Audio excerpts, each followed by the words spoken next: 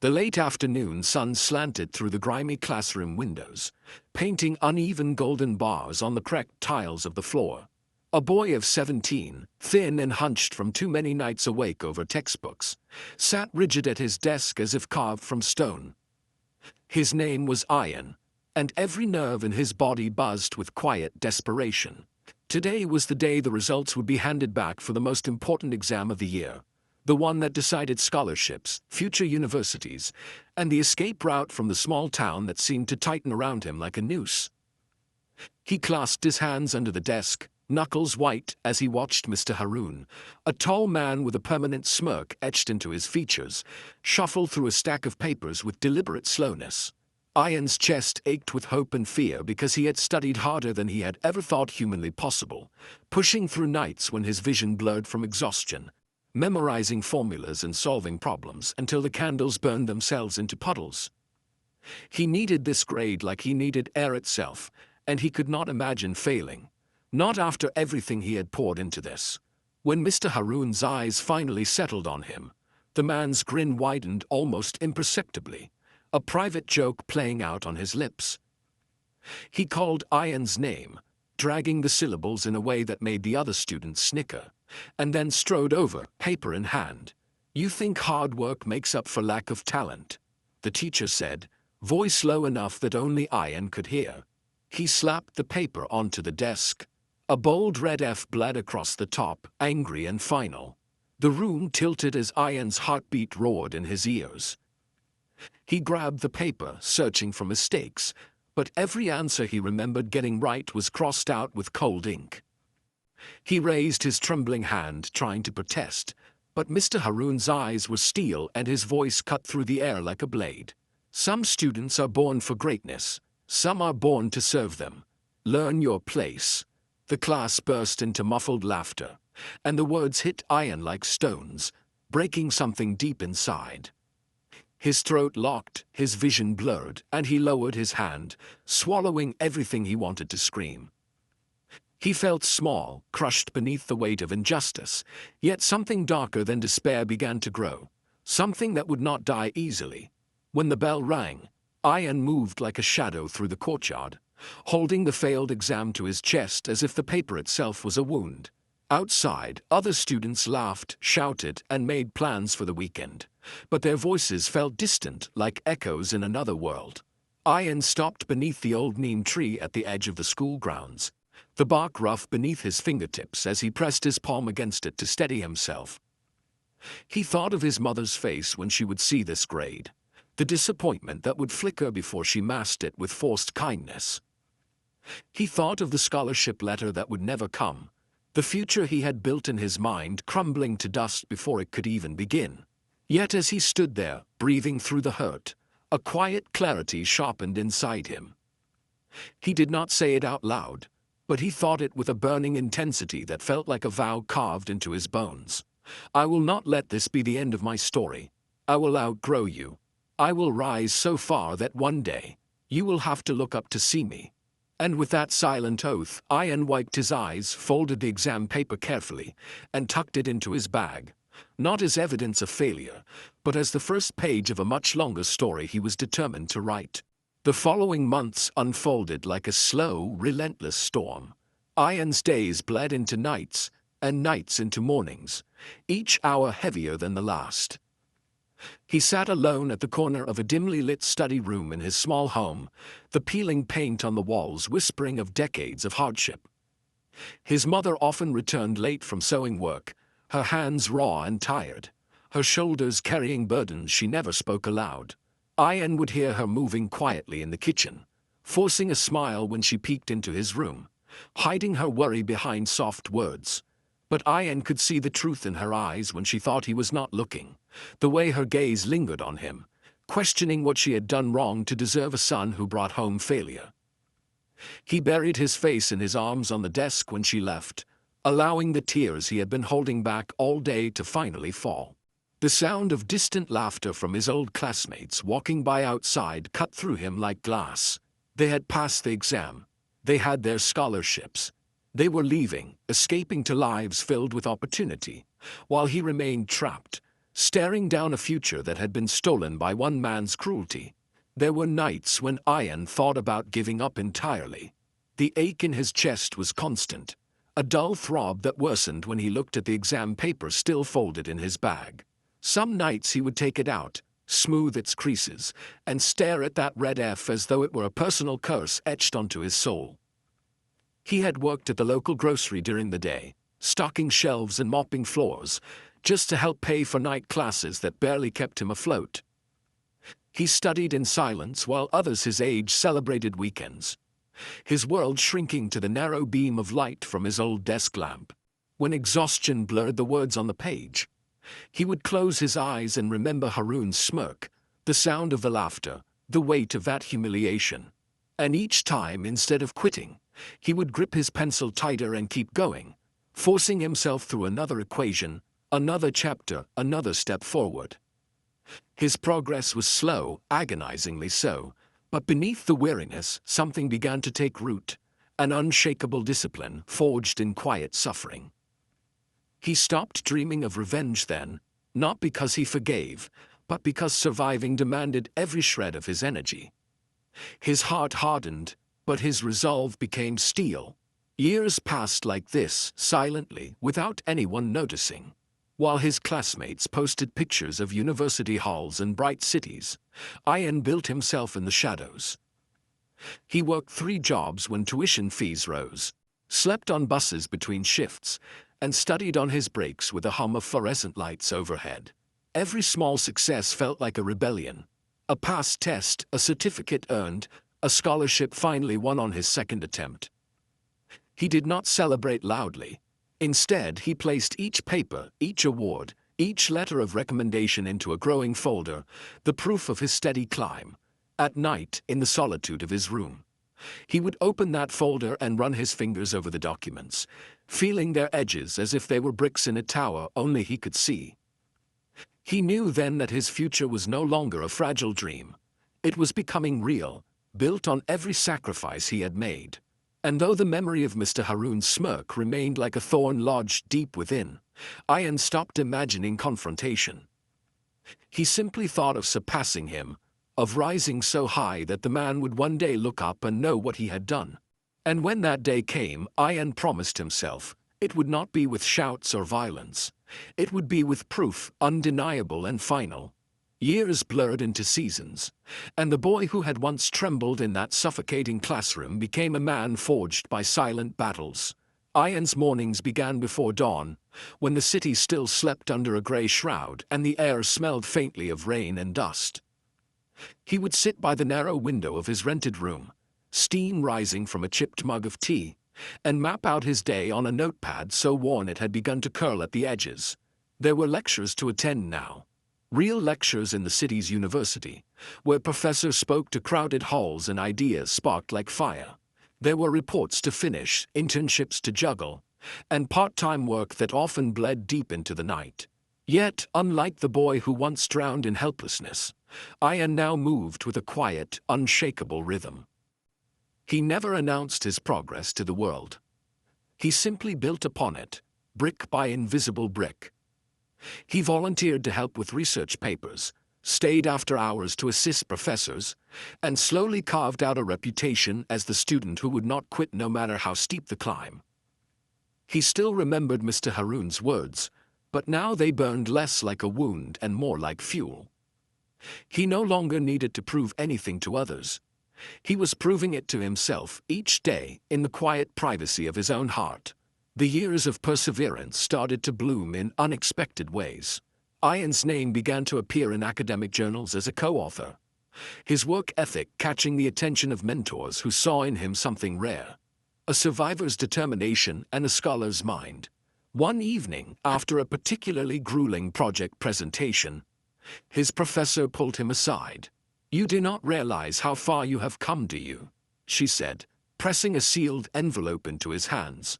Inside was a letter of recommendation, glowing and precise, for a position on the Regional Education Board, a role that oversaw the very systems that had once crushed him. Ian walked home through the soft drizzle of night rain, the city lights blurring around him, feeling the letter heavy in his pocket. It was more than paper. It was the key to a new chapter. Proof that the long nights, the humiliations swallowed, the sacrifices made in silence were beginning to bear fruit. That night, sitting cross-legged on the thin mattress of his room, he opened his old folder of documents, the failed exam paper still there like a scar, and placed the letter on top. He stared at them both side by side, and a slow, quiet smile spread across his face. His heart, once bruised and bitter, began to feel something he had almost forgotten. A calm, steady pride. Soon opportunities multiplied. Ian stepped into conference rooms where decisions shaped futures, wearing a suit that fit his shoulders like armor and carrying himself with a calm confidence that made others stop and listen. He spoke less than most, but when he did, his words were precise, thought through, and undeniable. The board members began to trust his judgment, valuing the way he dissected problems with the clarity of someone who had lived through them. In late evenings after meetings, he would walk alone through the corridors of the education office, his footsteps echoing against the polished floors, and think about how far he had come from that small-town classroom. The faces of those who doubted him would occasionally rise in his memory, but they no longer hurt him. They felt distant, almost irrelevant, as if they belonged to another lifetime. And yet, one face lingered sharper than all the rest. Mr. Haroon's smirk, the cruel satisfaction in his eyes as he crushed a young boy's dream. Ian did not speak of revenge, not even to himself, but deep in his chest. He knew that life had a strange way of circling back. If fate ever placed him before that man again, Ian would not need to shout or explain. He would simply stand there, calm and resolute, and let his existence speak for itself. The world had tried to bury him, but he had grown like roots through concrete, and now he was ready for whatever came next. The day Ian returned to his old school was drenched in a heavy, humid air that smelled of earth after rain. His car rolled to a stop outside the same rust-stained gates he had walked through as a boy, and for a moment, he simply sat behind the wheel, gripping it lightly, letting memories surge like a tide. Children in neatly pressed uniforms streamed in and out, their laughter bright and careless, so unlike the weight he had once carried at their age. He stepped out slowly, his polished shoes crunching against gravel, and adjusted his dark blazer before pushing open the gate. The building stood as it had years ago. Yellowed walls, weather-worn signs, the same neem tree in the corner swaying gently in the breeze. Yet to him, everything felt smaller, as if the shadows that once towered over him had shrunk with time. He carried a slim leather folder under his arm, filled with official documents, inspection checklists, and the quiet authority of his position. Staff members greeted him politely, not yet recognizing him, their voices respectful and formal. He walked those hallways again, the same hallways where he had once felt invisible, tracing the chipped paint with his eyes, feeling each step echo in his chest like the beat of a drum before battle. Inside the staff room, the hum of ceiling fans stirred papers and mingled with faint chatter. Teachers gathered around, some standing, some seated, curious about the visit from the Regional Education Board. Ian stood at the head of the long table, the folder resting before him, and began to speak in a calm, measured tone. His voice was soft but carried a quiet authority, describing the purpose of his inspection, reviewing academic integrity, evaluating staff conduct, ensuring that every student was treated fairly. As he spoke, he scanned the room and finally saw him. Mr. Haroon, older now, hair streaked with gray, sat slouched in a corner chair. His eyes, once sharp with arrogance, flickered briefly with confusion as he studied the young man leading the meeting. Ian kept talking, steady and professional, but inside, a storm of old memories roared to life. The sting of humiliation, the sound of laughter, the helpless rage. Yet none of it showed on his face. He distributed forms, asked questions, noted responses, all while Mr. Haroon shifted uncomfortably, sensing something he could not yet name. When the initial briefing ended, Ian announced private interviews with each teacher to discuss their performance and records. Mr. Haroon's eyes darted around the room, his jaw tightening, as though he felt the net drawing close. Later that afternoon, Ian called Mr. Haroon into a small office that smelled of chalk and old wood. Sunlight slanted through the blinds, cutting the room into stripes of light and shadow. Harun walked in slowly, feigning confidence, and sat across from him, a faint sneer tugging at his lips. "You wanted to speak with me?" he asked, trying to sound casual, but his fingers tapped nervously against the chair's armrest.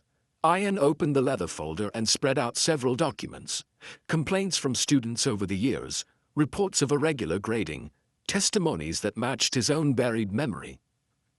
He looked directly at the man who had once broken him and spoke in an even tone. "Mr. Harun," he said, "we have reviewed your records and found multiple violations of educational ethics. Your treatment of students has been consistently unfair and deliberately harmful. Today, I am required to issue this." He slid the termination letter across the table, the paper whispering against the wood. Harun's face drained of color as he picked it up, reading each word with growing disbelief. His mouth opened, then closed, no excuse forming, only a stammered, Who are you?" Ian did not answer immediately. Instead, he leaned back in his chair, his eyes calm, his voice steady. "I was one of your students," he said softly, "and this is my signature." Harun stared at him, recognition dawning, and in that silence, Ian felt the weight of years lift from his chest. There was no need for anger now, only the quiet satisfaction of justice served.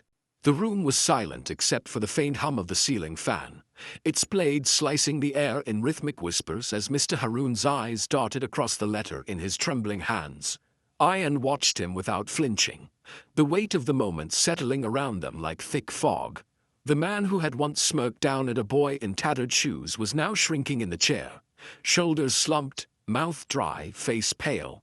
Harun cleared his throat, searching for some semblance of control, and stammered, "There must be some mistake. Look, I have taught here for decades. My methods."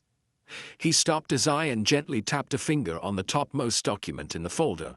It was a detailed record, signed by witnesses and stamped with the official seal of the board. "Every method," Ian said evenly, "has consequences." The words were not loud, not laced with venom, but they struck harder than any shout could have. Harun's hands twitched as he set the letter down, the sound of the paper meeting the desk almost as loud as a gunshot in the stillness. He finally looked into Ian's eyes, and in that instant, he remembered. The boy whose name he had mocked, the student he had belittled, the young man he had failed on purpose because of an old, petty grudge with the boy's father. The realization flooded his face, bringing with it a flicker of shame, and for the first time in years, Harun could not find a single word to defend himself. Ian rose from his chair slowly, each movement deliberate, controlled. He gathered the remaining papers and placed them back into the leather folder, sliding the clasp shut with a soft click. Harun's lips quivered as he whispered, You came back for this? All these years just to—" He trailed off, unable to finish, because there was something in Ian's eyes that stopped him, a calmness sharper than any blade. Ian shook his head once, a faint, sad smile playing at the corners of his mouth. "I came back because it is my duty now," he said quietly. "I did not ask for revenge, Mr. Harun. I asked for fairness. You taught me how cruel this system could be. You thought you buried me, but I learned how to climb." Harun flinched as if struck, and Ian turned, walking toward the door with measured steps. He paused with his hand on the handle, sunlight pouring in through the glass, casting a long shadow that stretched across the floor between them. "You should know," Ian added, his voice low, steady, "that every time you crushed someone like me, you built the fire that brought me here." He did not wait for a response.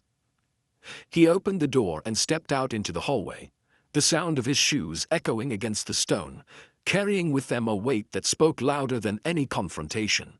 Outside the office, the corridors buzzed with distant chatter, teachers moving between classes, students laughing in the courtyard, unaware that a quiet revolution had just unfolded within those walls. Ian walked slowly, the leather folder tucked under his arm, feeling the air in his lungs as if for the first time. The neem tree swayed gently outside the window, and he caught a glimpse of the classroom where it had all begun, where a younger version of himself had sat trembling. his dreams crushed beneath the heel of a man's disdain. He stopped for a moment, letting the memories pass through him. Not as pain now, but as proof. He did not need to turn back, did not need to gloat or demand apologies. Justice had spoken in the ink of that termination letter, and that was enough. As he stepped out into the sunlight, the warmth settled on his face, and for the first time in years, he allowed himself to breathe deeply, to feel proud without fear. The gates closed behind him with a soft metallic clang, and the world outside stretched wide and open, full of possibilities. In his mind, he saw the path ahead. New policies to build, students to protect, a legacy to create. The revenge he had once imagined had transformed into something greater. A victory that no one could take away, written not in anger but in action. And as he walked toward his car, the folder under his arm and the future bright before him, Ian knew the boy who had once been broken was gone. In his place stood a man who had risen, silent and unshakable, from the ashes. The drive back from the school felt surreal, as though Ian was watching himself move through a dream he had once feared would never come true. The road stretched ahead in long ribbons of asphalt, sunlight flickering through the trees, and with every passing mile the heavy knot in his chest loosened further. He rolled down the window, letting the warm wind sweep through the car, carrying with it the scent of distant fields and blooming flowers. His mind wandered back to the nights he had spent hunched over textbooks under dim light, to the exhaustion that had once clung to him like a second skin, to the sting of laughter that had echoed in that classroom years ago. All of it felt distant now, like echoes from another life, softened by time and overshadowed by what he had just done. There was no rush of vengeance, no thrill of conquest, only a calm, steady pride that spread through him like warmth on a cold day. He pulled the leather folder onto his lap at a red light and opened it, running his fingertips over the embossed seal of the board on the termination papers. The paper felt heavy, not because of its weight, but because of what it represented. Proof that he had turned pain into purpose, humiliation into honor. He closed the folder with care, setting it aside, and gripped the wheel once more, eyes focused on the horizon as if searching for the next mountain to climb.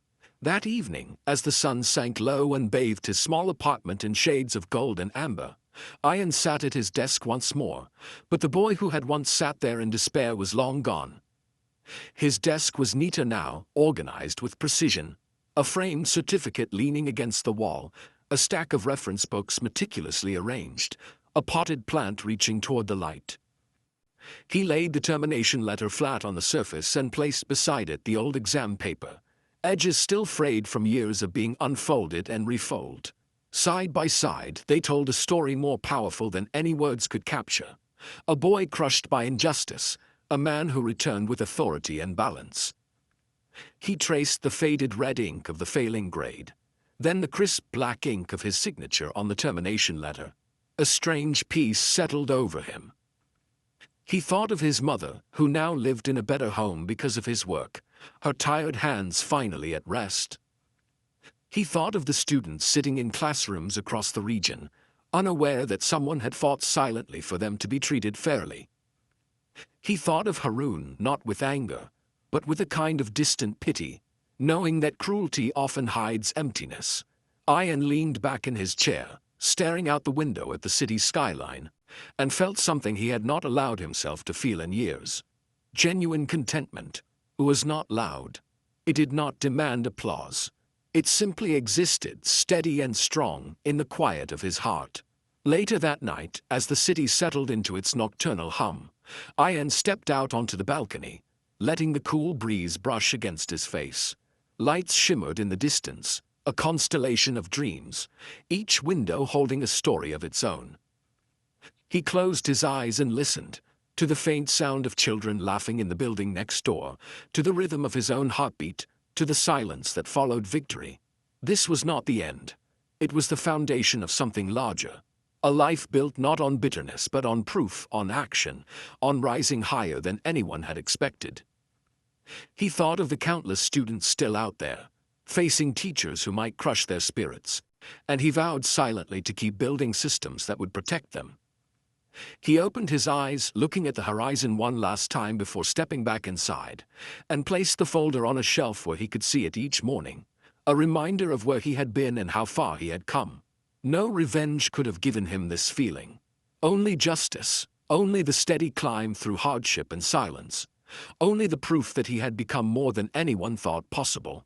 And as Ian turned off the light and let the night embrace him, a single thought echoed softly in his mind, a whisper to the boy he had once been: "We made it."